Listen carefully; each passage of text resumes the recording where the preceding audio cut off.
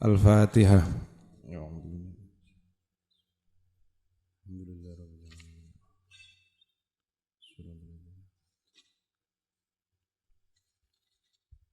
Bismillahirrahmanirrahim. Kitabu Ahkamit Thaharah.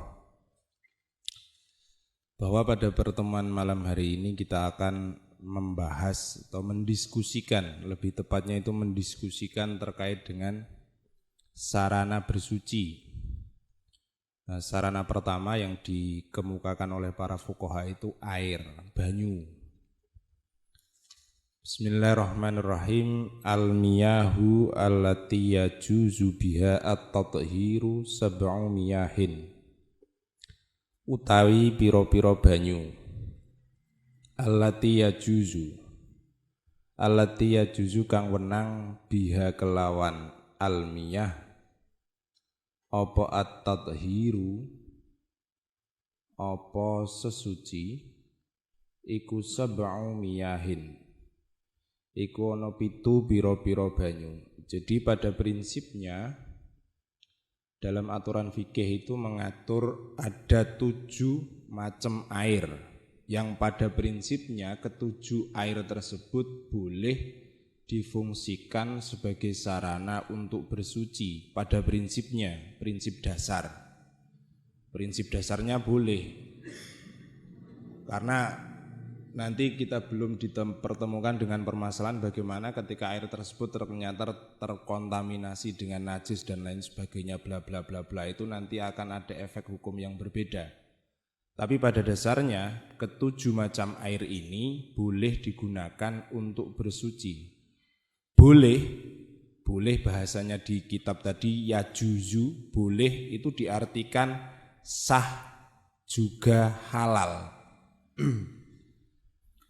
Yajuzu itu berarti sah, secara hukum fikih dihukumi sah, juga halal. Karena ada pemakaian air yang secara hukum fikih dinyatakan sah, tapi ternyata itu tidak halal. Misalnya air ghosab, atau air yang dari awal disediakan untuk konsumsi minum, itu kan sah tapi gak halal. Nek ghosab jelas karena ada penguasaan hak milik orang lain tanpa izin, itu boleh. Sah boleh dalam artian sah tur halal. Karena itu nanti akan mengecualikan pemakaian air gosopan atau misalnya saiki air galon. Wudu nganggo banyu galon sah atau ora? Sah tapi gak halal. Sah tapi gak halal. Ya sah mergo apa yang dilanggar? Wong banyune anjen suci. Ketidakhalalannya itu dari aspek lain. Aspek lain itu karena air galon sedari awal itu sudah musabbal lisyurbi, yakni sudah disediakan untuk diminum. Jatai diombe, ra usah dinggo wudu. Pertama ma'us samai, banyu kang turun saka langit. Banyu kang turun saka langit. Banyu langit versine Dedi Kempot. Wa ma'ul bahri, lan banyu kang yaiku rupane banyu segara. Wa ma'ul bahri, lan banyu kang yaiku rupane banyu segara. Wa ma'un nahri, lan banyu ingkang mili ing dalem kali. Wa ma'un nahri, lan banyu kang mili ing dalem kali. Wa ma'ul bi'ri, lan banyu kang nyumber saka jero sumur. Mana nih? Wa ma'ul bi'ri, lan banyu kang nyumber saka jero sumur. Wa ma'ut thalji, lan banyu salju. Salju. Entah proses proses terciptanya salju itu seperti apa dalam sisi sains, tapi dalam literatur fikih salju itu dijelaskan air yang turun dari langit semula itu dalam bentuk cair, tapi setelah mendekati atmosfer bumi air tersebut membeku. Air tersebut membeku. Jadi nek ma'uthalji itu kalau dalam literatur fikih loh nggih. Karena dalam sisi sains saya kurang paham, bahkan tidak paham sama sekali proses terjadinya salju itu seperti apa dalam sisi saintifik. Tapi nek dalam literatur fikih, salju itu semula air yang turun dari langit saat mendekati atmosfer bumi membeku karena suhunya terlampau dingin. Itu ma'us salji. Lah ketika air tersebut mencair, silahkan digunakan untuk bersuci pada dasarnya, pada prinsipnya boleh. Wa ma'ul barodi lan banyu embun. Ini kebalikan dari salju. Kalau barot dalam literatur fikih dijelaskan air itu semula turun dalam kondisi membeku, tapi saat mepet menghampiri atmosfer bumi berubah menjadi cair. Itu barot. Ini sekali lagi literatur fikih menjelaskan seperti ini. Apakah definisi yang dipaparkan oleh fikih ini selaras dengan proses saintifik? Saya kurang paham. Lah biasanya ketujuh air ini kemudian disimpulkan segala bentuk air yang turun dari langit atau yang bersumber dari dalam bumi pada prinsipnya boleh digunakan untuk bersuci. Pada prinsipnya, sekalipun bentuknya itu tidak terlihat jernih, warnanya tidak terlihat jernih, aromanya tidak terasa tawar, sekalipun demikian, asal memang kedadiane koyok ngono, misale ngeduk sumur, banyu sing metu rupane mleketek, ya boleh-boleh saja wong ancen niku memang asli kedadiane koyok ngono. Asli kedadiane koyok ngono boleh. Itu mungkin pengalaman, sedikit berbagi pengalaman kalau di pesantren sarang dulu itu Pak Muiz juga pernah mengalaminya.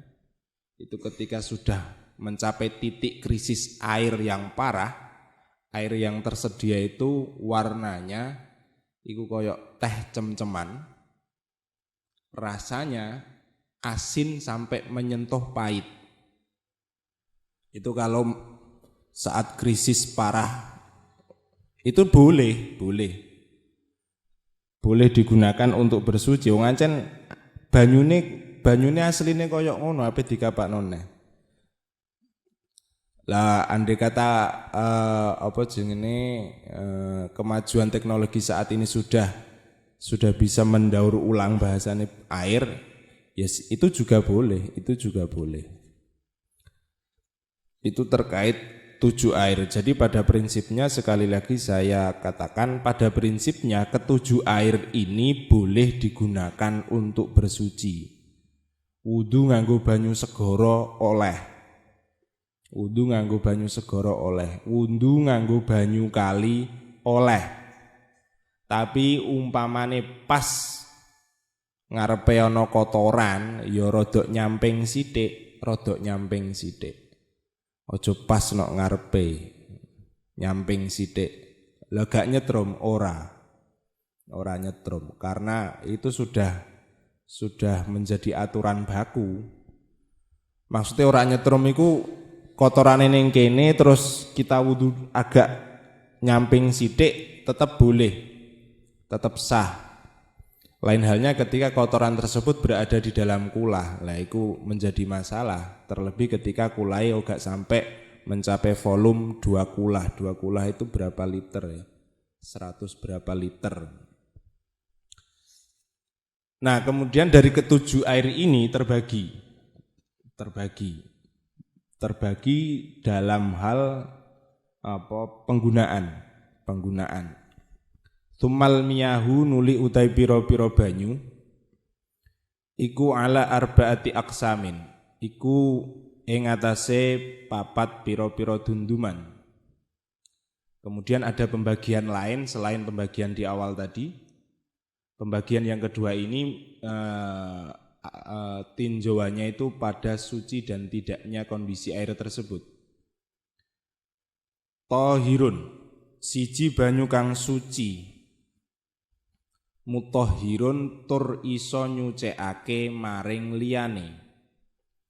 Ghairu makruhin tur ora dimekruhna penggunaane.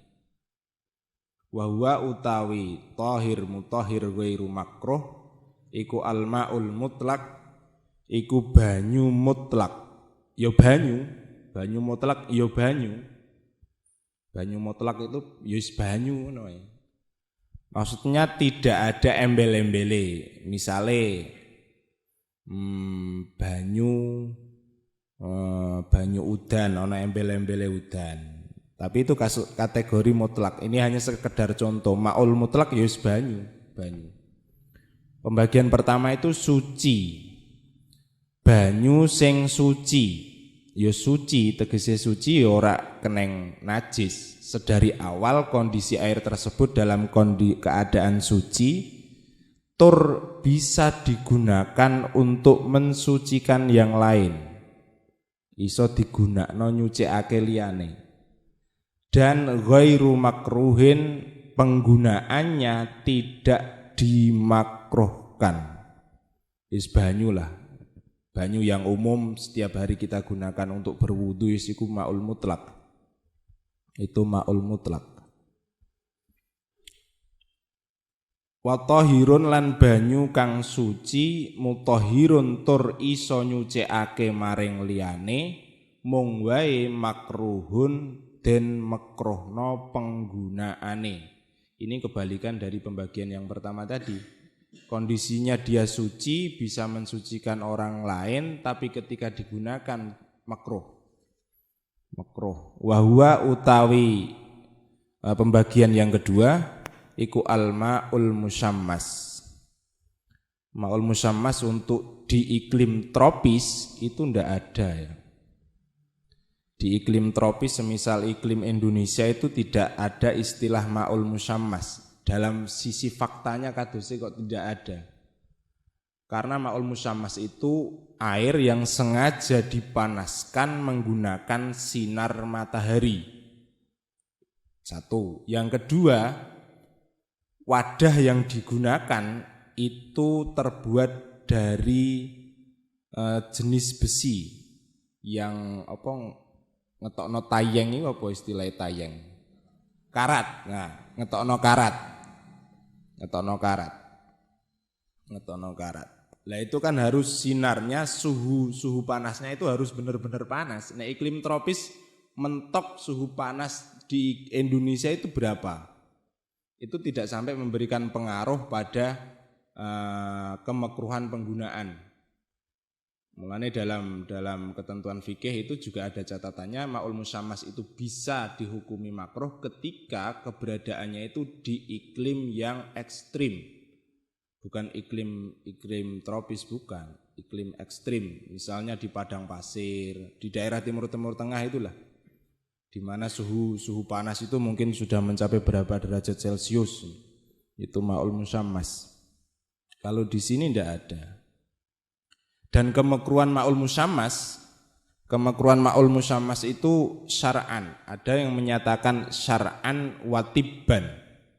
Baik dari sisi aturan syariat agama ataupun dari sisi medis, air tersebut memang tidak layak untuk digunakan sebagai sarana bersuci. Syarak berarti ketika acuan kemekruhan itu dari syarak berarti harus ada dalil. Nek ngomong syariat kudu ono dalil. Begitu juga dari sisi medis. Berarti medis itu sudah melakukan eksperimen sekian berulang kali bahwa ketika seseorang menggunakan ma'ul musyammas, air yang dipanaskan menggunakan sinar matahari, maka akan menyebabkan sakit lepra. Itu tiban.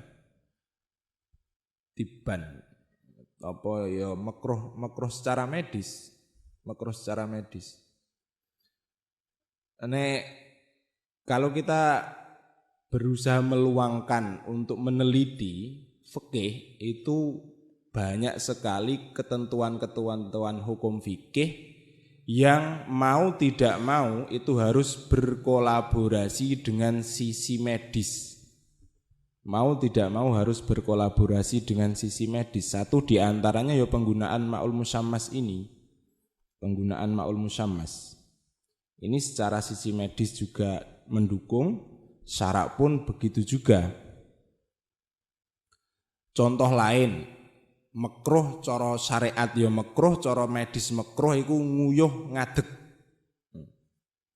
Waqat yukrahu syai'u tibban wa syar'an kama huna wa kasyurbi qaiman. Kencing dengan kondisi berdiri iku nek cara aturan yang saya baca di sini itu baik dari sisi syariat ataupun dari sisi medis itu nek iso aja dilakoni.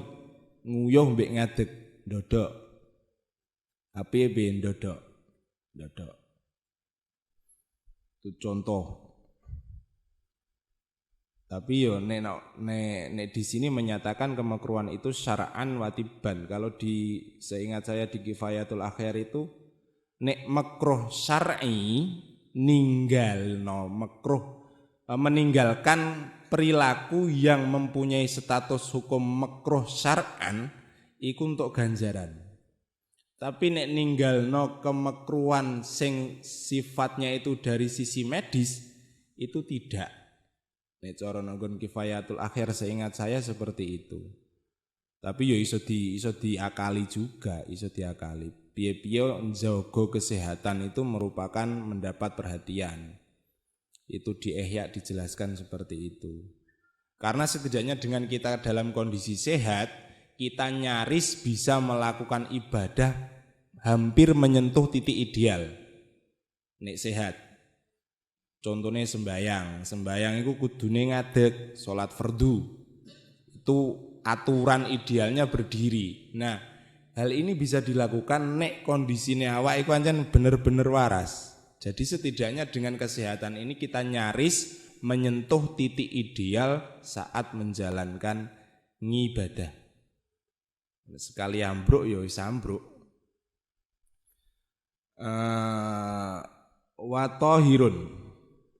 Watahirun lan banyu kang suci ghairu mutahhirin kang ora iso nyucikake maring liyane. Wa huwa utawi tahir ghairu mutahhir iku alma'u banyu almusta'malu kang wis digunakake kanggo nglakoni ngibadah. Sebenarnya ada dua alasan musta'mal itu digunakan dalam hal ibadah atau digunakan untuk menjalankan fardu. Ada alasan berbeda. Dari kedua alasan yang berbeda ini nanti muncul hukum yang tidak sama. Contoh, ma'ul musta'mal. Banyu musta'mal itu banyu sing kepiye? Banyu sing wis digunakno kanggo nglakoni kewajiban. Lah wajibe wudu iku pembasuhan yang pertama, kedua atau ketiga? Pertama. Karena status pembasuhan kedua, ketiga iki sunnah. Sing wajib pembasuhan pertama. Berarti banyu yang digunakan untuk membasuh pada tahap kedua dan ketiga ini tidak bisa dinyatakan ma'ul musta'mal. Kenapa? Karena statusnya pembasuhan kedua ketiga ini sunnah. Padahal ma'ul musta'mal itu air yang digunakan untuk menjalankan kewajiban. Lah saiki nek upamane ma'ul musta'mal didefinisikan air yang digunakan untuk menjalankan ibadah. Nah, cakupannya luas. Fardu ngibadah, sunnah yo ngibadah. Berarti pembasuhan kedua ketiga ini masuk kategori ma'ul musta'mal. Enake sing ndi? Wah, bakas enak iki, selera. Enake fikih ono rodok selera. Kalau saya pribadi saya lebih suka pendapat yang menyatakan bahwa ma'ul musta'mal itu air yang digunakan untuk menjalankan kewajiban. Nek dilakoni ibadah kok potensi musta'mal itu banyak sekali. Itu ma'ul musta'mal. Dalam konteks wudu, selama air masih mengalir di anggota tubuh, iku durung iso diarani ma'ul musta'mal. Baru ketika air tersebut sudah menetes,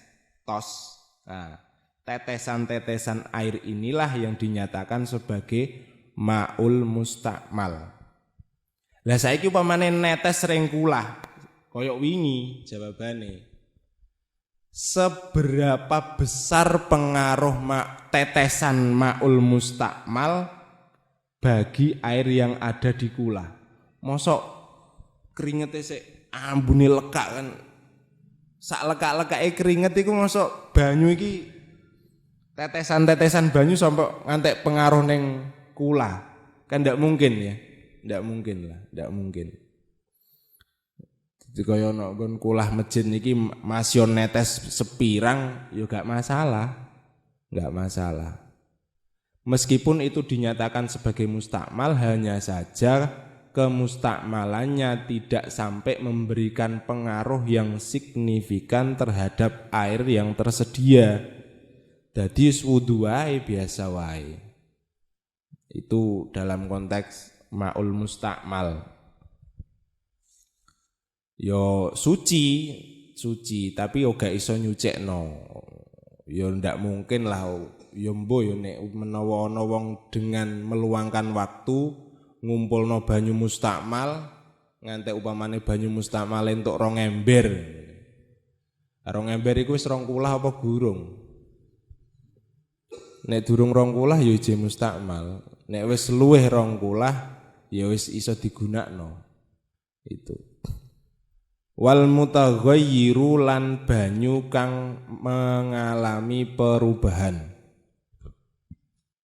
Perubahan tersebut disebabkan bima, dengan apa saja kholata kang nyampuri apa mahu ing banyu. Penjelasan minat thahirati dari segala hal yang suci. Ini termasuk bagian. Jadi bagian tohir ghairu mutahhir itu pertama ma'ul mustakmal, yang kedua mutaghayyir.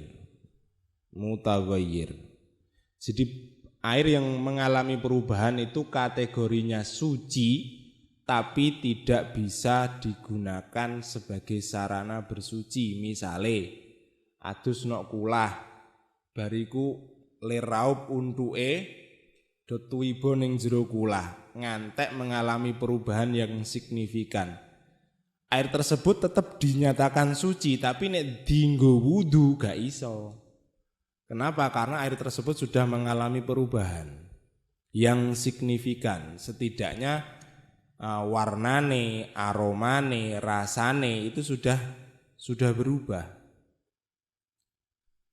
Berkosokan terus kosoke dicemplungno kulah biangkana. Utawa untuk sing ning tangan dicelupno kulah, nek sampai mengalami perubahan itu tidak boleh digunakan untuk bersuci. Tapi tetap banyune suci. Banyune tetap diarani suci, mung wae tidak bisa digunakan untuk bersuci. Wamaun najisun lan banyu najis. Wa te banyu najis iku alati banyu halat kang tumiba fi ing dalem banyu apa najasatun. Wa utawi banyu iku dunal kulaten kurang sangka 2 kulah.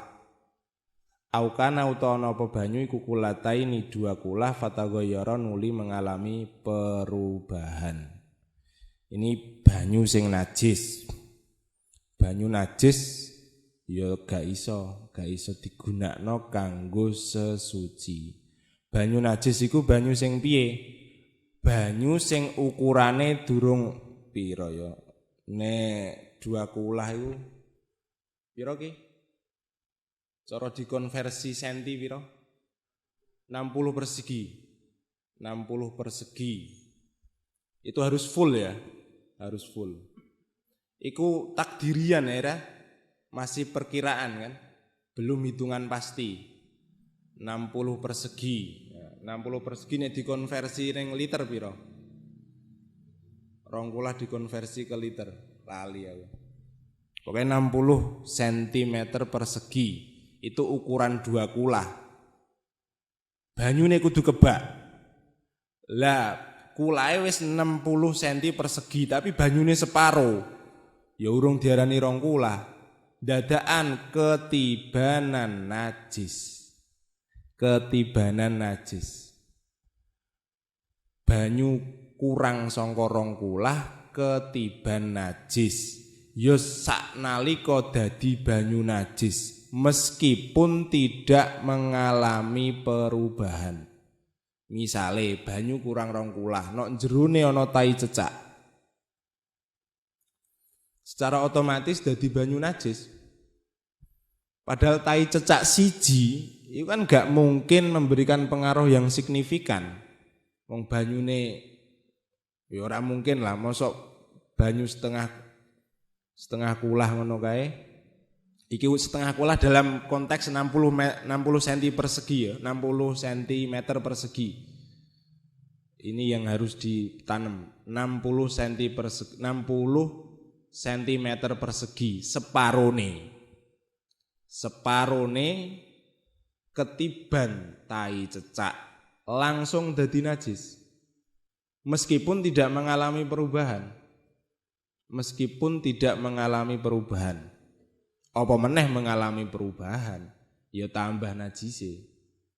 Iku nek pancen airnya belum mencapai ukuran 2 kulah atau 60 cm persegi belum full.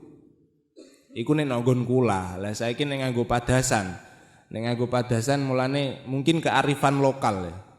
Kearifan lokal orang-orang zaman dahulu itu nganggo padasan. Padasane didokokno nggon dhuwur. Ini untuk menjaga agar tidak terkena cipratan, misale cipratane pas nguyuh misale. Nek dokok dhuwur kan aman. Terus kadang isi dikeki tutup. Padasane dikeki tutup jagani ben gak kena tai cecak misale. Itu kearifan lokal wong biyen. Dadi wong biyen niku fikih sudah jalan. Fikih sudah menjadi perilaku keseharian. Nah saiki nganggo keran.